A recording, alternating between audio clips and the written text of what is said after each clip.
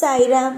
என் அன்பு செல்லமே, என்னுடைய அழகான தங்கமே, நிறைய விஷயங்களை உன்னிடம் நான் சொல்லத்தான் ஓடி வந்தேன். சிலருக்கு உன்னை பிடிக்கவில்லை, சிலருக்கு உன்னை பிடிப்பது போல நடிக்கிறார்கள், சிலருக்கு உன்னை பிடித்திருக்கிறது. இதில் முக்கியமாக நீ தெரிஞ்சுக்கணும் அப்படின்னா, சிலர் உன்கிட்ட பிடிக்காம இருக்காங்க பாரு. நேரடியாக உன்னை பார்க்கும்போது பிடிக்கவே இல்லை உன்னை அப்படின்னு சொல்கிறவங்கள நம்பிடலாம். அதே மாதிரி உன்னை பிடிச்சிருக்குங்கிறாங்க பாரு, அவங்களையும் நம்பிடலாம். ஆனால் உனக்கு நேரம் பிடிக்கிற மாதிரி இருந்துட்டு பின்னாடி ஐயோ இவ ஏன் வந்தா, இவ ஏன் என்கிட்ட பேசுகிறா, இவ ஏன் நம்ம வீட்டுக்கு வரா அப்படின்னு நினைக்கிறாங்க பத்தியா, அவங்களெல்லாம் நம்பவே கூடாது. நீ நினைக்கிறான் அவங்க சின்ன பிள்ளைத்தனமாக நடந்துக்கிறாங்க, இன்னும் வயசாகி அவங்களுக்கு எந்த ஒரு விஷயமுமே தெரியலை, நம்ம தான் எடுத்து சொல்லணும், யாரையும் வெறுக்கக்கூடாது, யாரையும் தப்பாக பார்க்கக்கூடாது அப்படின்னு நீ எடுத்து சொல்லணும்னு நினைக்கிற. ஆனால் உன்னை அவங்க எப்படி தெரியுமா நினைக்கிறாங்க, உனக்கு நேராக நாடகம் அப்படிங்கிற ஒன்று ஆடுறாங்க. நாடகம் புரியுதா? நாடகம் ஆடி உன்னுடைய வாழ்க்கையை கெடுக்கணும் அப்படின்னு நினைக்கிறாங்க. உனக்கு எப்பயுமே ஒன்று தான், நீ எந்த ஒரு விஷயத்தில் அதிகமாக நீ பலவீனம் தெரியுமா, பாசம் அன்பு அப்படிங்கிற விஷயத்தில் நீ ரொம்பவே பலவீனமான ஒரு பிள்ளை. எப்பயுமே நீ என்கிட்ட சொல்கிறது அன்பு காட்ட யாரும் இல்லை, எனக்கு அன்பாக பேசுகிறதுக்கு யாருமே இல்லை. இதுதான் நீ உன்னுடைய வாழ்க்கையில் என்கிட்ட சொல்கிற ஒரு விஷயம். அன்பு காட்ட ஒரு ஆள் இருந்தால் நான் நிச்சயமாக சாயி ரொம்ப சந்தோஷமாக இருப்பேன். என்கிட்ட பணம் பதவி எதுவுமே இல்லாமல் இருக்கலாம், ஆனால் உண்மையான ஒரு அக்கறையான ஒரு வார்த்தையை சொல்ல ஒரு ஆள் இருந்தாலே எனக்கு போதும் சாயி அப்படின்னு தான் நீ என்கிட்ட கேட்குற. ஆனால் சில பேர் உன்னுடைய இந்த விஷயத்தை வச்சு, இந்த பலவீனத்தை வச்சு உன்னை தாக்குறதுக்காக முடிவு செய்கிறாங்க. நீ அன்பாக பேசுனா நீ எல்லா விஷயத்தையும் விட்டு கொடுப்ப, நீ அன்பாக பேசுனா உனக்குன்னு வச்சிருக்க பொருளை கூட நீ தந்துடுவ, அன்பாக பேசுனா உன் வாழ்க்கையில் நீ என்னென்னலாம் திட்டம் போட்டு வச்சிருக்கியோ அது எல்லாமே நீ அவங்களுக்கு செஞ்சு கொடுக்க ஆரம்பிச்சிருவ அப்படின்னு ஒரு பலவீனத்தை தெரிஞ்சு உங்ககிட்ட சில பேர் பேசுகிறாங்க, சில பேர் நடிக்கிறாங்க. இப்படி தான் சொல்லணும். ஒன்று நல்லா புரிஞ்சுக்கும், என்னைக்குமே எந்த ஒரு விஷயத்துலையுமே யாருக்கிட்டையுமே, அது நெருங்கிய நண்பனாக இருக்கலாம், உன்னுடைய உறவுகளாக இருக்கலாம், யாராக வேணாலும் இருக்கலாம், புரியுதா? உன்னுடைய பலத்தையோ பலவீனத்தையோ யாருக்கிட்டையும் வெளிப்படையாக காட்டாத. அப்படி நீ காட்டும்போது அது என்ன தெரியுமா ஆகுது, உன்னுடைய எதிர்காலத்தை பாதிக்குது, நிகழ்காலத்தை பாதிக்குது. புரிஞ்சுதா? உன்னுடைய வாழ்க்கையை பாதிக்கக்கூடாது, ஒரு பத்திரமான இடத்துல இருக்கணும் உன் வாழ்க்கை அப்படின்னா முதல்ல உன்னுடைய வாழ்க்கையில் நீ பாதுகாக்க வேண்டியது ஒன்றே ஒன்று, உன் பலத்தையும் பலவீனத்தையும் வெளியில் காட்டாமல் இருக்கிறது. உன் அன்பு வேணும், எனக்கு அன்பு தேவை, எனக்கு பாசம் கிடைக்கல, இதெல்லாம் எனக்கு தேவைப்படுது அப்படின்னு நீ யோசிக்கிறல. முதல்ல உன் மேலே நீ அன்பா இரு. முதல்ல நீ ஒன்று உத்து கவனிச்சு பாரு. உங்கள் வாழ்க்கையில் மற்றவங்களுக்கு நீ இம்பார்ட்டன்ஸ், அதாவது முக்கியத்துவம் கொடுக்குறீங்க, அதே சமயம் உங்கள் மேலே நீங்கள் உங்களுக்கு முக்கியத்துவம் கொடுத்துக்கிறீங்களா அப்படிங்கிறத பாருங்கள். உங்களுக்கு நீங்கள் முக்கியத்துவம் கொடுத்துக்கிறதே கிடையாது. உங்கள் உடலுக்கு ஏதாவது ஒன்று வந்துட்டுனா அதை பார்க்குறது கிடையாது. அதே நேரம் உங்களுக்கு தான் அது தேவை அப்படின்னா அதை நீங்கள் வாங்கிக்கிறது கிடையாது. அதே நேரம் உங்களுக்கு ஒரு விஷயம் செய்யணும் அப்படின்னா அதை நாட்களை தள்ளி போடுறீங்க. ஆனால் அதுவே வேறு யாராவது ஒரு விஷயம் அன்பை காட்டிட்டாங்கன்னா அவங்களுக்கு உடல்நிலை சரியில்லைன்னா உடனே பார்க்குறீங்க, அதே நேரம் அவங்களுக்கு தேவையானதை செய்கிறீங்க, அவங்களுக்கு தேவையானதை காலதாமதமாக்காமல் உடனே அவங்கக்கிட்டேருந்து எல்லா விஷயத்தையும் தெரிஞ்சு அவங்களுக்கு தேவையானதை பெற்றுத்தரீங்க. இப்படி எல்லா விஷயமுமே மற்றவங்களுக்காக யோசித்து பார்த்து செய்கிற நீங்கள் உங்கள் மேலே எதுக்காக நீங்கள் அன்பு காட்டுறதில்லை.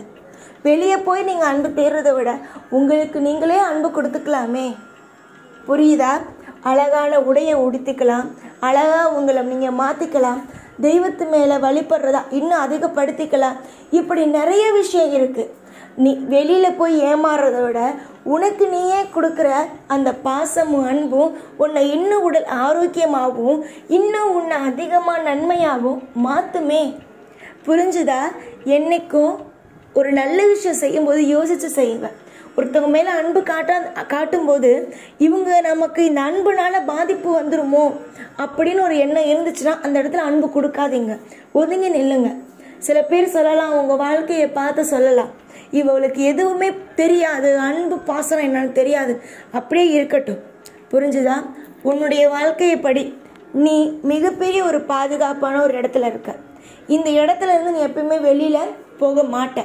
நான் சொல்ற ஒரே ஒரு விஷயம், வெளியில போய் நீ அன்பு பாசம் இதெல்லாம் கொடுத்து நீ ஏமாறுறதை விட உனக்கு நீயே அன்பு பாசத்தையும் கொடு. உன்னை நீ நல்லா பார்த்துக்கோ. உன்னுடைய வாழ்க்கையில நீ நிறைய விஷயங்களை செஞ்சுக்கோ. உனக்கு எது சந்தோஷத்தை கொடுக்குமோ அதை செய். மற்றவங்களுக்கு உதவி செய்ய பிடிக்கும்னா உதவி செய்.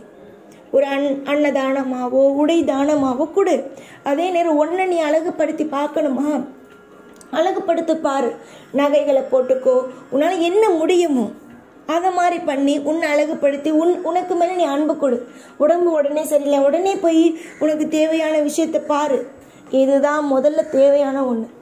உனக்கு நீ அன்பை காட்டாத போது மற்றவங்க உனக்கு அன்பு காட்டுவாங்கன்னு எதிர்பார்க்கறது தப்பு.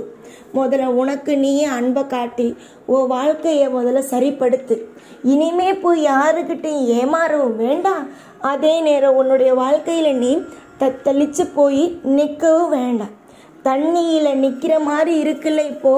இப்போ உன் வாழ்க்கை எப்படி இருக்குன்னா, பாதி உடம்பு தண்ணியிலையும் மீதி தலை மட்டும் மேலே நிற்கிது, கொஞ்சம் காற்று வாங்கிக்கிட்டு மூச்சு விடுற அளவுக்கு.